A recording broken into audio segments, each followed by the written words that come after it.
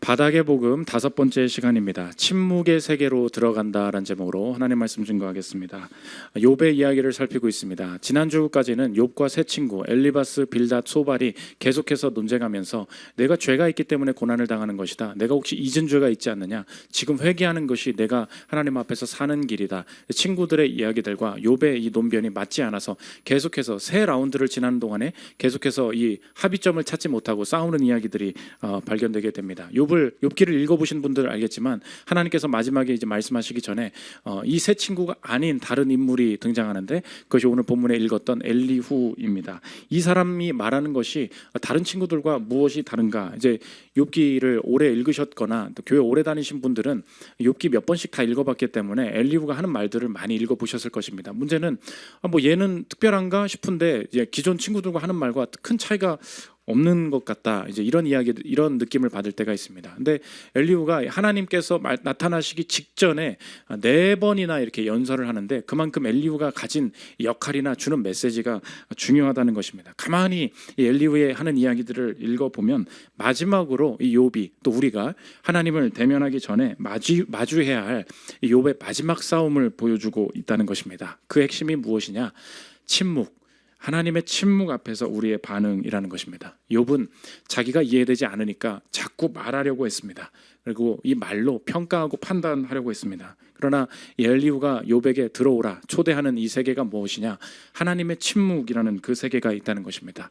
하나님의 침묵이라는 것이 무엇인지 또 우리가 그 안에서 어떤 통찰을 얻을 수 있을지 살피는 시간 갖도록 하겠습니다. 3가지로 나눠서 살피겠습니다. 첫째로 살필 것은 침묵의 초대입니다. 엘리후가 이야기합니다. 엘리후가 지적하는 말의 핵심은 무엇이냐? 네 친구들 말 내가 다 들어봤다. 근데 친구들이 하는 말의 핵심이 무엇입니까? 이 친구들은 욥이 죄를 지었기 때문에 고난을 받는 것이다. 이렇게 지적을 했죠. 그게 틀렸음을 우리가 살펴보았고 욥도 이 엘리후도 말하는 게 뭐냐? 친구들 말이 틀렸다는 거. 친구들 니네가 이 토론에서 졌어. 친구들이 틀렸다는 것을 인정을 합니다. 32장 10절 한번 보십시오. 그러므로 내가 말하노니 내 말을 들으라. 나도 내 의견을 말하리라. 보라, 나는 당신들의 말을 기다려노라. 당신들의 슬기와 당신들의 말에 귀 기울이고 있었노라. 내가 자세히 들은즉 당신들 가운데 욥을 꺾어 그의 말에 대답하는 자가 없도다. 내가 객관적으로 보니까 실제로 욥의 말이 맞고 죄가 있기 때문에 고난당한다는 말, 니네 말 틀렸어. 그리고 나서 이제 엘리후가 말을 하는데 쭉 들어보면 그 친구들이 틀렸다고 말하면서 엘리후도 욥에게 이렇게 지적하고 정죄하는 것 같아서 엘리후가 특별히 다른 말을 하고 있다고 느껴지지가 않다는 것입니다. 그럼 도대체 엘리후가 하는 말은 무엇이 다른 것인가? 이 친구들의 말은 무엇이었습니까? 죄를 지었기 때문에 고난을 당하는 것이다. 이거 틀렸다는 거 논증이 다 풀렸어요. 그런데 지금 엘리후가 마지막으로 지적하고 있는 것은 무엇이냐? 죄가 없는데 고난을 당한다는 거, 그거 욥의 말이 맞다. 그러나 그 죄가 없이 고난을 당하는 그 상황 가운데 하나님께서 제대로 대답하지 않고 계시므로 하나님이 잘못하고 계시다. 하나님이 지금 제대로 활동하고 있지 않으시다라고 말하면서 욥이 죄가 있기 때문에 고난당하는 것은 아닌데 이 고난 때문에 죄를 짓는 방향으로 가려고 하는구나 라는 것을 지금 지적하고 있다는 것입니다. 뭐라고요? 엘리후의 말은 겉으로 보면 친구들이랑 말하는 거랑 비슷해요. 차이가 무엇입니까? 죄 지었기 때문에 고난당한다는 거 아니라는 거 나도 안다. 그런데 욥 너 주의해야 된다. 지금 네가 볼 때에 이해가 되지 않는다고 해서 죄 없이 고난을 당하고 있으므로 그 상황을 말하면서 죄를 짓는 방향으로 가려고 하는구나. 그래서 결국 하나님이 잘못하고 계시고 하나님이 일하고 계시지 않다. 내가 하나님과 내 인생에 대해서 내가 기준이 되어서 평가를 내리기 시작하는 이 마지막 상황, 이것이 욥이 하나님 앞에 범죄할 수 있는 마지막 상황이 될 수 있음을 엘리후가 경고하고 있다는 것입니다. 욥, 너 이렇게 말하는 거 죄인들이 말하는 거랑 너 너무 비슷하지 않니? 조심해야 돼. 34장 5절 보십시오. 욥이 말하기를 내가 의로우나 하나님이 내 의를 부인하셨고 내가 정당함에도 거짓말쟁이라 하였고 나는 허물이 없으나 화살로 상처를 입었노라 하니 어떤 사람이 욥과 같으랴. 욥이 비방하기를 물 마시듯 하며 악한 일을 하는 자들과 한패가 되어 악인과 함께 다니면서 이르기를 사람이 하나님을 기뻐하나 무익하다 하는구나. 하나님 믿어봤는데 이 상황에서 이런 상황까지 벌어지네. 결국은 하나님 믿어봐야 아무 소용없어. 양방향으로 붕괴가 시작되는 거죠. 하나님에 대한 신뢰가 다 사라졌어요. 하나님은 여기서 응답하실 리가 없. 하나님이 잘못하고 계시다. 나에 대한 신뢰도 사라졌죠. 그러므로 난 이제 곧 죽을 거야. 내 인생에 대한 긍정도 다 사라지고 있다는 것입니다. 저와 여러분이 인생에서 아무것도 이해되지 않고 또 할 만큼 다 해봤어요. 기도도 해봤습니다. 근데 이제 하나님이 응답도 안 하시고 이제 남은 것이라고는 아무것도 없다라고 할 때 빠질 수 있는 마지막, 하나님께서 나타나시고 일하시고 열매 주시기 전에 우리가 꼭 통과해야 될, 꼭 빠지지 않아야 될 함정을 오늘 보여주고 있는데, 하나님의 일하심을 평가하면서 불평하고 내 마음대로 판단하기 시작하는, 내가 말하는, 내가 평가하는 이 세계, 여기에 빠질 수 있다는 것입니다. 그래서 욥이 하나님 마주하기 전에 엘리후가 나타나서 그 마지막 경고를 하면서 새로운 세계로 초대를 하고 있는데, 거기서 정리하면 오늘 제목과 같다는 것입니다. 침묵의 세계로 들어간다는 거예요. 꼭 하나님께서 우리 인생의 여정 가운데 우리가 지금 응답되지 않고 또 도대체 뭐가 어떻게 될는지 알 수가 없는 많은 인생의 재료들, 삶의 여정들이 있지 않습니까? 그래서 결국은 아무것도 이제 해볼 만큼 다 해봤어요. 그때 마지막으로 나타나는 것이 뭐냐? 하나님의 침묵이에요. 응답하지 않으시네? 아무 일도 하지 않으시네? 그럴 때에 사람이 마지막에 죄 지어서 고난받는 거 아니에요. 그러나 고난받기 때문에 죄 지을 수 있다는 거예요. 이게 엘리후의 마지막 경고였다는 것입니다. 아니다. 하나님이 침묵하실 때 그 세계 안으로 들어가야 된다. 하나님의 침묵을 내가 판단하면서 하나님께서 잘못하고 계시다, 이런 것 같다, 내 나름대로의 주장 때문에 하나님의 일하심을 그르칠 수 있다. 욥기 34장 29절 보십시오. 주께서 침묵하신다고 누가 그를 정죄하며 그가 얼굴을 가리신다면 누가 그를 배울 수 있으랴. 엘리후가 마지막 이 경고를 하고 있다는 것입니다. 그래서 욥기에서 이 엘리후가 나타나는 이 본문의 구조가, 그 위치가 아주 중요하거든요. 하나님께서 엘리후가 말하자마자 이제 나타나세요. 그러니까 엘리후는 중요한 역할을 하고 있는 거죠. 이 역할이 얼마나 중요한지 엘리후가 주장하는 이 논지의 핵심을 크리스토퍼 애쉬 그 학자가 이렇게 정리를 합니다. 들어보십시오. 친구들은 욥이 죄를 지었기 때문에 고난을 받고 있다고 했다. 맞죠? 그런데 엘리후는 욥이 고난을 받고 있기 때문에 죄를 지었다고 말한다. 그게 문제라는 거예요. 맞아, 죄 때문에 고난당하는 거 아니야. 그런데 너 지금 이상하다. 이 고난 때문에 죄를 짓는 방향으로 가고 있는 것 같아. 이거 유의해야 한다는 거예요. 한 문장 더 들어보십시오. 욥이 은밀하고 드러나지 않은 죄가 있어 고난당하는 게 아니다. 그러나 욥이 고난 중에 하나님에 관해 하는 말은 틀린 것이다. 이 부분에서 엘리후가 옳다. 그 고난 때문에 나오는 말들, 그게 하나님에 대해서 맞는 말이냐는 거예요. 아니에요. 하나님이 침묵하시는 것마저 옳다. 하나님이 침묵하시는 것마저 여전히 하나님의 하나님 되심을 인정하며, 오늘 찬양했죠. 나의 영혼이 잠잠히 주님 바라보기를 원합니다.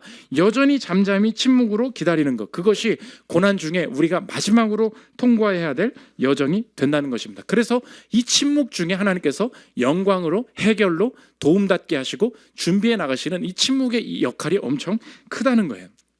이 침묵이 아무 일을 안 하는 것 같은데 침묵이 능력을 만들어낸다는 것을 우리가 쉽게 알 수 있는데, 제가 지난주에 그 머리를 깎으러 갔습니다. 머리가 너무 길어가지고. 근데 저는 이 서울대 입구에 개척하려고 오자마자 8년 동안 같은 그 미용실을 다니고 있습니다. 저는 하나 정하면 잘 안 바꿔요. 근데 이분이 너무나 말도 안 걸고 빨리빨리 제 머리를 제가 봐서 13분이면 다 깎아요. 그리고 또 잘 깎아. 그래가지고 여기를 다녀야겠다. 제 동생이 소개를 시켜줘가지고 8년째 계속 다니고 있는데 8년 동안 아무 말도 안 하니까 너무 편한 거예요. 그러니까 그분 원장님도 참 지겨운 사람이다 했을 거예요. 8년 동안 이제 좀 뭐라도 좀 대화를 할 만한데 계속 눈 감고 가만히 있거든요. 왜냐하면 거기서 설교 준비하거든. 뭐라고 해야 되냐, 예화를 뭐 써야 되냐 이렇게 하거든요. 근데 저번 달까지, 그러니까 8년 12개월 동안은 좋았어요. 근데 저희 교회가 이제 9년 차거든요. 이제 지난달에 그 미용실을 지난주에 이제 갔는데 지난달에 머리를 깎으니까 자꾸 이쪽이 머리 감고 나면은 이쪽이 자꾸 그 맹구머리 같이 이렇게 삐져나오는 거예요. 그래서 이게 누가 보면은 뭐 이제 자다 일어난 것처럼 자꾸 이게 덜 깎은 거지. 이게 너무 신경 쓰여가지고 한 달 동안 이렇게 좀 그러다가 이번 주에 머리 깎으러 갈 때는 이제 말을 해야 되겠다. 그래서 이번에도 계속 말을 안 하다가 머리까지 딱 감고 나가지고 머리를 드라이를 윙 키는데 근데 저번 달에 보니까 여기가 좀 많이 튀어나와가지고요 라고 딱 했어요. 그래도 이분이 네네네네 뭐 이러는 거예요. 죄송해요. 이분이 너무 놀랬나 봐. 왜냐면 말을 할 줄 아는 사람이구나. 이분은 8년 동안 말을 안 하다가 처음으로 말을 한 거예요. 그러니까 이건 너무 심각한 얘기인 거예요. 이 사람이 말을 한다는 건 뭐가 큰 문제가 있는 거야. 그래가지고 아니 제가 실수해서 그랬나 봅니다. 저는 지금 뭐라고 나무를 하려고 한 게 아니거든요. 여기만 좀 더 깎아달라고. 전체 머리를 13분에 깎았는데 여기만 10분을 더 깎았어요. 내가 더 파인 것 같아. 더 이상해진 것 같아. 아무튼간 이걸 너무 긴장을 했다 보니까 이 사람이 막 가위질하고 바리깡 다시 하고 막 하면서 어떻게든 이거 좀 메워주려고. 그때 느꼈죠. 이분이 왜 이렇게 놀라고 뭘 이렇게 당황하냐. 8년간의 침묵. 그게 능력이라는 거예요. 아무 말도 안 하던 사람이 8년 만에 한마디를 한다는 건 엄청난 능력이다. 그러니까 이 한마디 말의 파괴력이, 말은 무엇과 같이 가느냐, 침묵이랑 같이 가면서 메시지를 만들어낸다. 이걸 알 수 있죠. 저는 이렇게 저급하게 얘기를 하지만은 막스 피카르트라는 사람이 독일의 의사이자 철학자예요. 근데 이분이 유명한 멋있는 책을 썼어요. 제목이야 침묵의 세계. 침묵이 없다고 생각한다는 거예요. 침묵은 아무것도 안 하는 수동성이라고 생각한다는 거예요. 절대 그렇지 않다. 들어보십시오. 침묵은 결코 수동적인 것이 아니고 단순하게 말하지 않는 것이 아니다. 침묵은 능동적인 것이고 독자적인 완전한 세계이다. 침묵은 존재한다. 그 단순한 현존 속에 침묵의 위대함이 있다. 말은 침묵으로부터 나온다. 침묵으로부터 발생하는 말은 그 이전에 선행한 침묵을 통해서 그 정당성을 인정받는다. 침묵이 아무것도 안 하는 수동적인 거래요? 그렇지 않다는 거예요. 너무 멋지죠? 침묵은 존재한다. 이 말이라는 건 침묵을 통해서 정당성을 인정받는 것이다. 그러면 이 침묵은 가만히 있는 거예요? 능동적인 거예요? 능동적인 거예요. 아무 일도 안 하고 있는 거예요. 열심히 도움닫게 하고 있는 거예요. 도움닫게 하고 있다는 것입니다. 하나님이 지금 뭐 하고 계세요? 침묵하고 계세요. 근데 욥이 판단한 건 뭐였어요?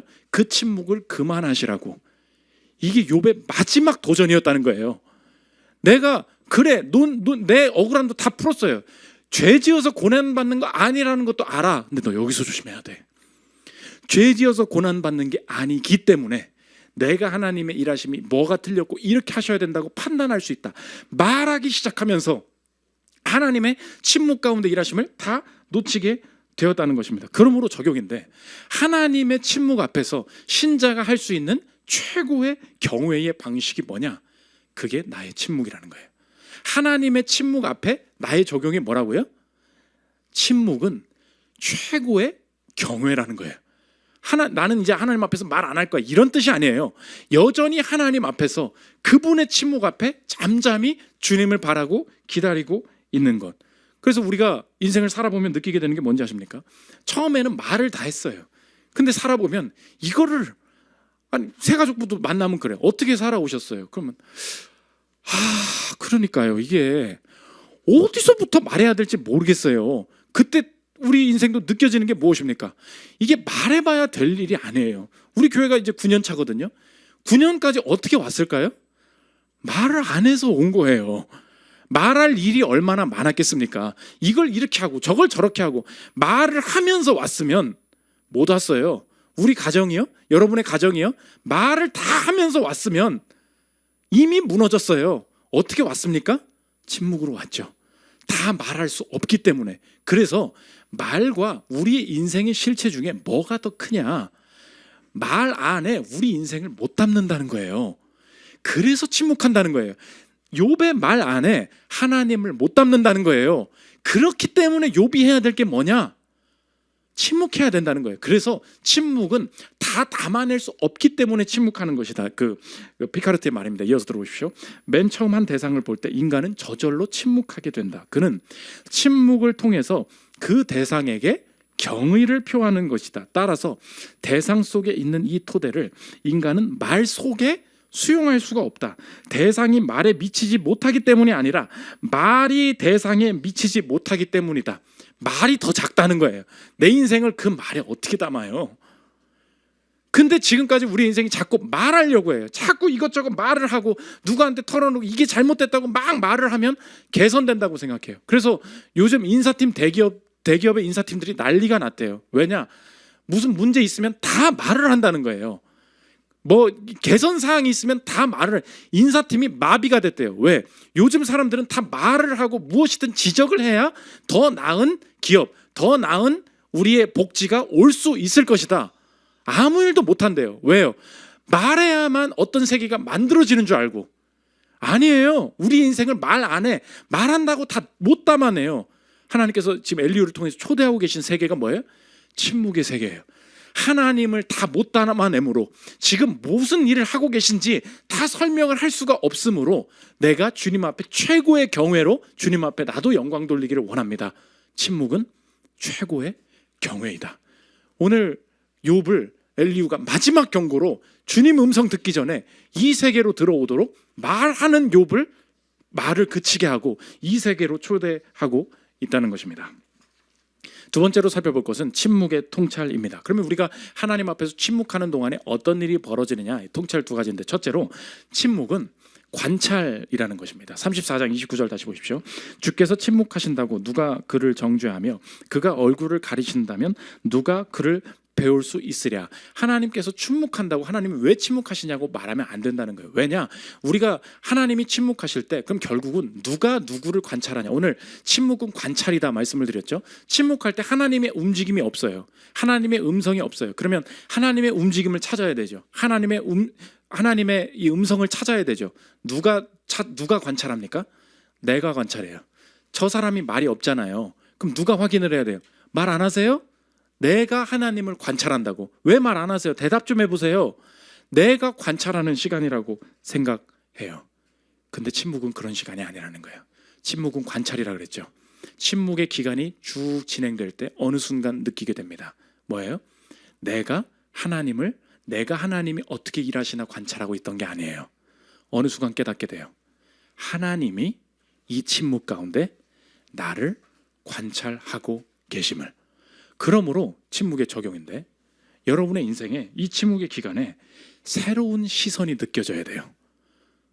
내가 하나님을 지금 어떻게 일하시는지 볼 거예요. 내가 하나님의 일하심을 충분히 다 볼 수 있다고 생각하고 그분의 일하심을 내가 보고 있다고 생각하면서 관찰의 주체가 나라고 생각하고 살아왔다고요. 근데 침묵이 길어집니다. 아무것도 보이지 않아요. 아무 일도 안 하시네라고 느껴져요. 근데 어느 순간 깨닫게 돼요. 이 침묵에 한 가지 시선이 더 느껴져요. 그게 뭐예요? 주님이 이 모든 상황을 보고 계심을. 주님이 내가 이 회사 구석에서, 이 방구석에서 당하고 있고 내가 하고 있는, 생각하고 있는 모든 것을 보고 알고 세고 계심을, 그때 새로운 시선이 느껴진다는 것입니다. 제가 군대 다닐 때 그 행정 일들을 좀 했었거든요. 근데 인사과에 자꾸 뭐 이렇게 넘겨달래. 근데 아니 좀 일을 좀 매너 있게 하면 좋은데 인사 막 오라가라 시키고 막 이러니까 너무 짜증이 나는 거예요. 그래서 온 중대 사람들이 다 화가 났어요. 행정 개원들이. 근데 오늘도 막 똑같이 뭐 좀 서류 좀 내라고 빨리 내려오라고 하니까 다들 화가 난 거예요. 그러니까 저도 알겠습니다, 가겠습니다 하고서 이제 내려간 거죠. 지금 바로 오라고 해서 갔어요. 가서 문을 확 열었는데 그 인사 과장님이 없는 거야. 그 인사 개원만 하나 앉아 있는 거야. 어디 가셨습니까? 그랬더니 이 사람이 나한테 대답을 안 해줘. 이러고 있어요. 그래가지고 뭐 웃어, 말을 해야지. 근데 그 순간 뭐가 쎄한 거야. 알고 보니까 오는 사람들이 다 이 인사과장이 싫으니까 올 때마다 없으면 한마디씩 하고 욕하고 이렇게 간 거예요. 근데 인사과장이 변태 같은 사람이지. 어떻게 했냐? 알고 보니까 책상 밑에 숨어 있던 거야. 서창이가 교회 다니는 거 알고 있거든. 얘는 와가지고 뭐라고 하는지 보자. 시험을 하고 싶었던 거예요. 진짜 변태 같은 사람이죠. 이런 사람 만나면 진짜 힘듭니다. 내려가가지고 근데 갑자기 책상에서 쑥 나오는 거예요. 나 진짜 너무 깜짝 놀랐어. 제가 그 사람이 조금만 늦게 나왔으면 제가 뭐라고 했겠습니까? 불러놓고 어디 간 거야? 이 얘기 했겠죠 분명히. 여러분이 하는 말 그거 있잖아요. 없을 때 하는 말들. 아, 뭐 진짜 짜증나 죽겠어. 이렇게 했을 거 아니에요. 어디 가서 했는데 얘는 알고 있었던 거지. 숨어 있는 거. 가만 이러는 거예요. 어디 가셨어요? 그 침묵. 그때 내가 느낀 게 뭐냐? 시선이에요. 이 방 안에 누가 있구나. 여러분 그 회사 생활 때 그걸 잘해야 된다고. 이 방 안에 누가 듣고 있구나. 그거였거든요. 침묵이 그런 거예요. 내가 내 인생 내 맘대로 하나님의 일하심을 내가 볼 수 있다고 생각하면서 살았어요. 그럼 관찰의 주체가 누구예요? 나지. 근데 어느 순간 아무 움직임 다 사라져. 뭐 도대체 계신 거야? 그때 느끼는 게 뭐예요? 보고 계시구나. 그가 날 관찰하고 계시구나. 그래서 여러분 질문하겠습니다. 아무 말도 하고 계시지 않기 때문에 지금 그렇게 살고 계신 거 아닙니까? 대충 그냥 죄 짓고 살죠. 대충 그냥 예배 대충 드리고 대충 그냥 뭐 기도가 그냥 살 수 내가 즐길 거 다 즐기고 이게 죄가 이렇게 살지 않아야 된다는 거 알긴 알지. 근데 이렇게 안 살아도 굳이 저렇게 안 살아도 하나님이 너무 내 직장과 내 상황을 너무 평안하게 이끄세요. 그렇죠? 평안해도 너무 평안하잖아요. 월급이 계속 들어오고. 그때 느끼게 되는 게 뭐예요? 아무 일도 없기 때문에 이렇게 살죠. 그때 느껴야 되는 게 뭐예요? 시선이에요. 왜 이렇게 가만히 있지? 그때 오히려 느껴져요. 침묵 중에 느껴진다고. 침묵 중에 주님이 나를 관찰하고 계시구나. 반대로 잘못한 게 없어요. 정말 열심히 살았어요. 그럼에도 불구하고 하나님께서 응답하지 않고 계신 것 같을 때 지금 자꾸 하나님 앞에서 뭔가 자꾸 말하면서 내 마음대로 판단하기 시작하고 있는 거 아닙니까? 하나님이 틀린 것 같아. 안 계신 것 같아. 이건 이렇게 하시면 안 되는데. 지금 욥이 했던 실수죠. 뭐예요? 내가 말해보겠다는 거예요. 관찰을 누가 해요? 내가 해요. 하나님을 내가 평가해보겠다. 하나님을 내가 판단해보겠다는 거예요. 하나님이 계속 가만히 계세요. 그때 느끼는 게 뭡니까? 하나님이 침묵 중에 나를 관찰하시는구나. 관찰의 주체가 바뀐다는 것입니다. 그래서 제럴드 시처가 우리가 기도 응답이 없을 때 하나님께서 여전히 어떻게 일하시냐 멋진 말을 했어요. 들어보십시오. 우리 기도에 대한 하나님의 가장 좋은 응답은 하나님이 우리를 위해서 하시는 일이 아니라 하나님이 우리 안에서 하시는 일이다. 일하시는 게 전혀 안 보여요. 근데 느껴져요. 그 시선이 어느 순간 느껴져요. 보고 계시는구나. 침묵은 뭐예요? 관찰이에요. 내가요? 아니에요. 그분이 여전히 우리의 인생 내가 혼자 있는 그 순간들을 보고 계셨음을 느끼는 순간이 된다는 것입니다. 두 번째, 침묵은 효율이라는 것입니다. 침묵이 뭐예요? 아무것도 안 하시니까 아무 일도 안 되네. 그러나 하나님은 뭘 느끼게 하시냐? 침묵은 최고의 효율이 된다는 것입니다. 하나님이 침묵 중에 일하고 계신데 사람이 모르고 있는 거다. 엘리후가 이야기합니다. 33장 19절 보십시오.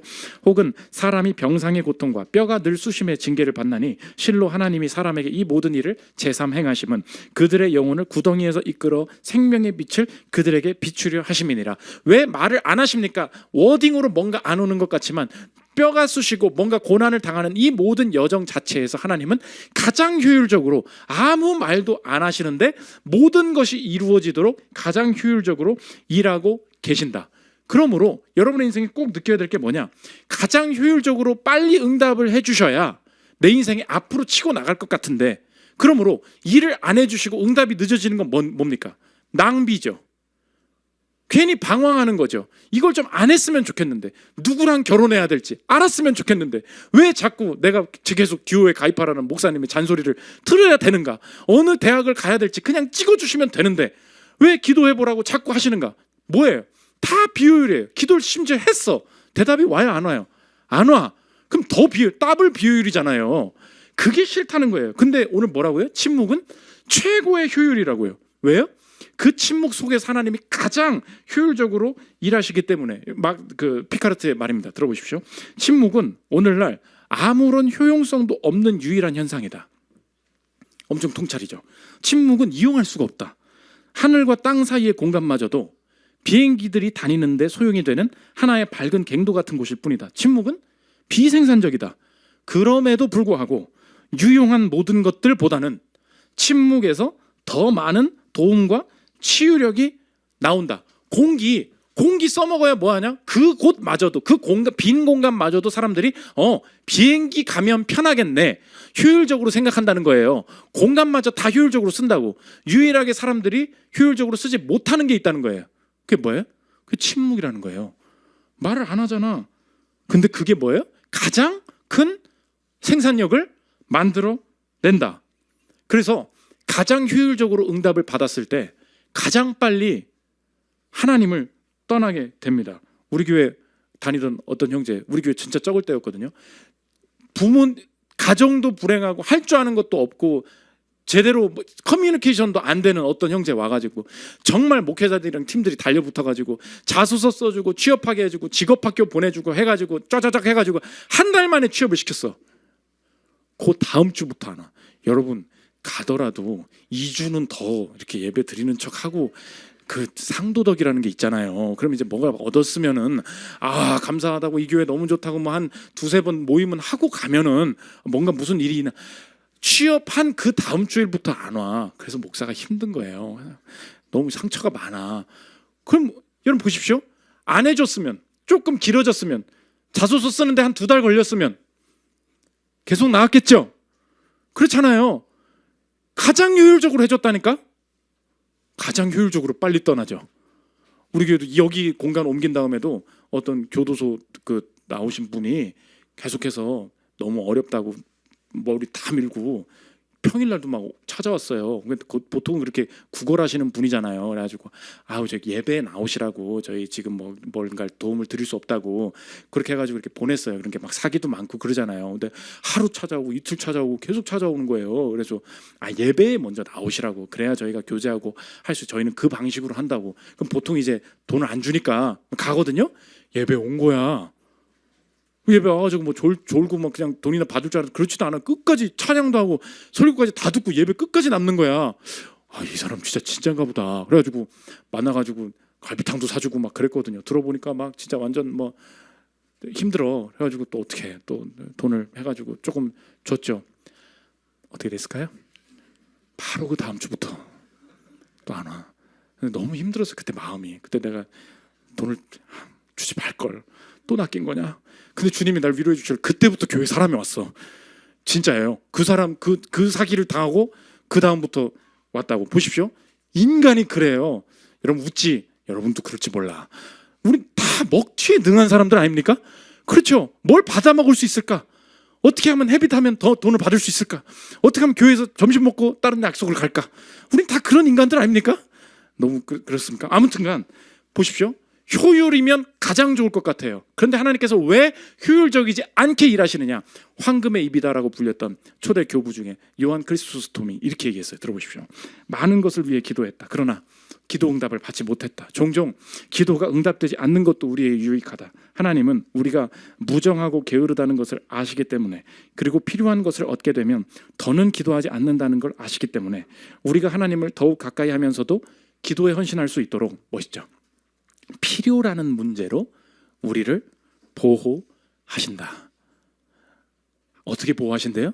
필요라는 것이 생김을 통하여서 우리의 내면에 가장 효율적으로 일하고 계시다는 것입니다. 단순히 내 내면만 위해서 일하시느냐? 아니에요.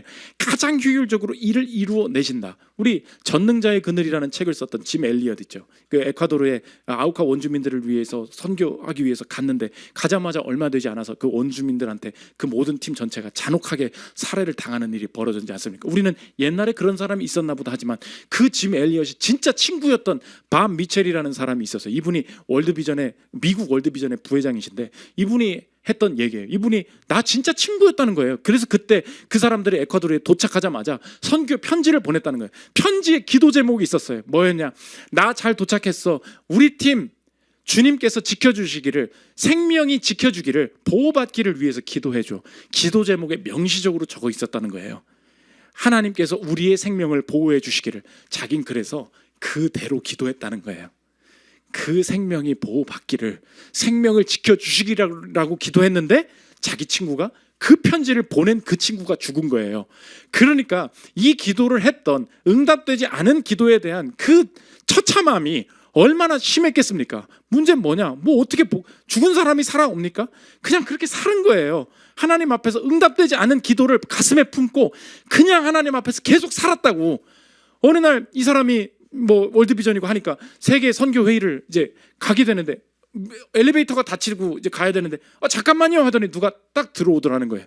근데 이 사람이 소개시켜준 사람이 이상한 사람인 거예요. 들어보십시오. 세월이 흐른 후 밥은 유럽에서 열린 세계 선교를 위한 국제회의에 참석했다. 그곳에서 승강기에 뛰어든 옛 친구를 우연히 만났고 그 친구는 밥에게 남미에서 온 한 전도자를 소개해 주었다. 그와 이야기하던 중 밥은 그 전도자가 그의 친구 짐 엘리엇과 그와 동행한 4사람을 살해한 아우카 인디언 중 한 사람이라는 사실을 알게 되었다. 밥은 너무 놀라 정신을 차릴 수 없었다. 그의 기도가 그가 구하고 기대하고 원한 것과는 전혀 다른 방식으로 응답된 것이다. 아우카 인디언들은 부분적으로는 그 5 선교사의 죽음 때문에 그리스도인이 되었다. 밥은 그 증거를 직접 볼 수 있었다. 선교 대회에 참여한 그 남미의 선교사가 누구라고요? 내 친구 죽인 그 애였다고. 그 애가 선교사가 돼서 다시 나타난 거예요. 나는 응답되지 않은 줄 알았어요. 근데 하나님은 그 기도를 하나도 땅에 떨어뜨리지 않으시고 그 침묵의 여정 중에 그 선교사들이 원했던 영혼 구원의 사명을 가장 그분의 권세 가운데 가장 효율적인 방식으로 이루어가고 있었다.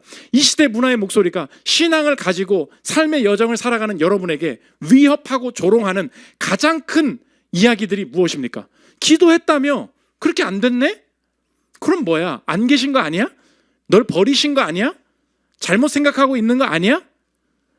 이 사람들이 가지고 있는 전제가 무엇입니까? 하나님은 침묵 중에 일하지 않으신다. 이 세상에서는 침묵이라는 세계 자체가 없어요. 무언가를 하는 것만이 일이에요. 무언가 보여져야만 일이에요. 하나님은 어떤 세계에 계십니까? 침묵의 세계에 계세요.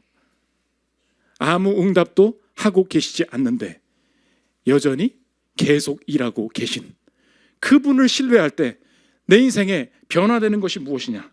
오늘 적용인데 여러분 꼭 마음에 한번 새겨보십시오. 대답하지 않는 방식으로 일하심이 가장 효율적일 때가 있음도 믿는 거예요.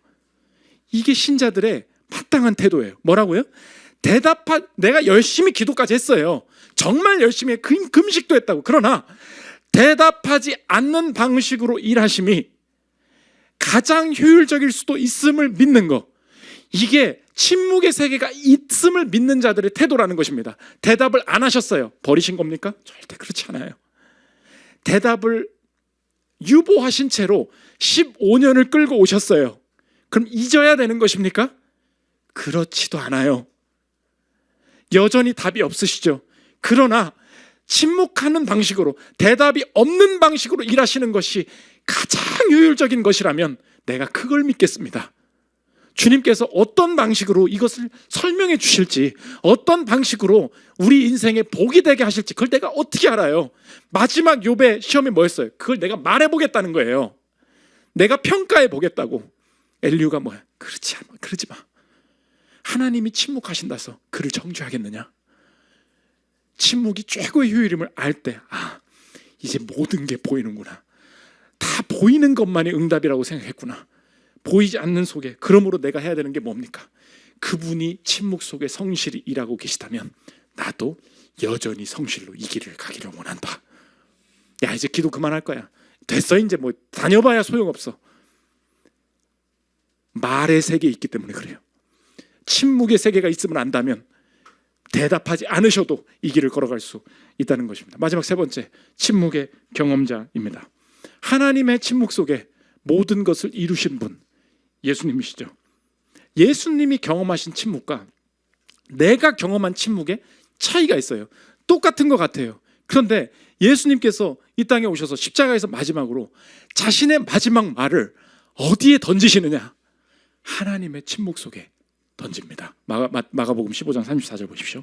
제9시에 예수께서 크게 소리 지르시되 엘리 엘리 라마 사박다니 하시니 이를 번역하면 나의 하나님 나의 하나님 어찌하여 나를 버리셨나이까 하는 뜻이라. 주님은 기도하셨고 하나님은 침묵하셨어요. 우리가 기도에 답답함을 느끼는 게 그게 아닙니다. 옆에 믿지 않는 사람들이 여러분의 인생을 볼 때 가장 우스운 게 그거예요. 너 혼자 뭐라 중얼대냐? 왜요? 기도는 뭔데요? 침묵에 내 말을 던지는 행위거든요. 기도한다고 맨날 응답됩니까? 맨날 바로바로 답 주세요? 그렇지 않아요. 그럼 기도는 뭐예요? 침묵에 내 말을 던지는 행위죠. 근데 그게 왜? 그 침묵이 하나님의 침묵이기 때문에 그래요. 그래서 그 기도가 가치 있는 거예요. 그러나 예수님이 당하신 침묵과 나의 내가 경험하는 침묵이 달라요. 왜요? 예수님이 경험하셨던 침묵은 정말로 죄인된 인간이 하나님과의 관계가 단절됨으로 인해서 심판으로 형벌로 주어져야 될, 우리가 경험해야 될 마땅한 마지막 영벌, 그 영벌이 어떻게 나타나느냐? 영원한 하나님의 침묵으로 나타난다. 그게 예수님이 경험하셨던 하나님이 마땅히 우리에게 진노하셔야 할 침묵이라는 것입니다. 그렇다면 내가 정말로 하나님 앞에 범죄함으로 인해서 하나님이 마땅히 내게 대답하지 않으셔야 될 하나님의 침묵을, 내게 주셔야 될 하나님의 침묵을 예수님께서 대신 가져가셨음을 믿으십니까? 그렇다면 그것을 잘 한번 생각해 보십시오. 그걸 믿을 때 이제 그제서야 오늘의 침묵을 완전히 다시 해석할 수 있는 거예요. 지금까지는 내가 기도했을 때 응답되지 않은 이 모든 기도 제목이 내가 기도가 부족해서 그때 죄 짓는 바람에 내가 제대로 하나님 앞에 간구하지 않아서 하나님께서 나를 벌 주시려고 버리셔서 관심 없으셔서 내 이 기도 제목에 응답하지 않으신 줄 알았어요. 그러나 내가 마땅히 받아야 될 침묵을 먼저 앞서 십자가로 가신 예수님께서 그 침묵을 대신 경험하셨다면 오늘 내가 하나님 앞에 서기 전까지 경험하는 모든 하나님의 침묵은 나를 향한 형벌이나 저주가 결코 아니요. 이 침묵이 하나님께서 나를 향한 최고의 효율적인 방식임도 믿을 수 있겠습니다. 다른 사람들의 말이나 벌어지는 현상에 비교해서 내 인생을 보니 도저히 해석이 안 되고 말 좀 해달라니까 말을 안 하셔가지고 내 인생이 답답했었어요. 그러나 전제가 틀렸군요.